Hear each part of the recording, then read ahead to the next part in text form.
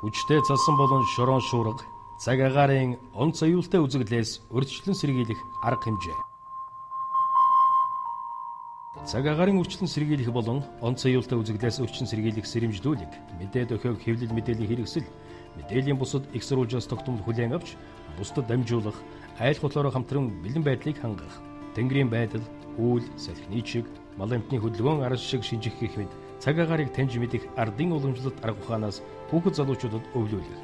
Аюулт үзэгдлийн үед хүүхэд жирэмсэн их өндөр настан өвчтэй хөгжлийн бэрхшээлтэй хүмүүсийг хараа хяналтандаа байлгах, аюулгүй байдлыг хангах, гэр мэтийн хөнгөн суудсыг хүнд зүйлээр даруулах, өөрийн болон бусдын эрүүл мэнд, амь насыг хамгаалах, аврах, анхан шатны тусламж үзүүлэх, мэдлэг дадлагтай болох, бусдад түгээх, холбогдох байгууллагад мэдэгдэх.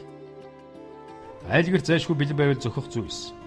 Ундны усны нөөц, илчлэг хоол хүнс, мэдээлэл холбооны хэрэгсэл, радио, гар утас, эмийн сан, ариун цэврийн хэрэгсэл, гэрэлтүүлэг хэрэгсэл, гар чийдэн, лааш үдэнц, дулаан хувцас, хүнжил, түлээ түш, хүүхдийн тоглоом, ном, гэр орон байрны даруулга, татлаг гэх мэт. Онцгой байдлын ерөнхий газар.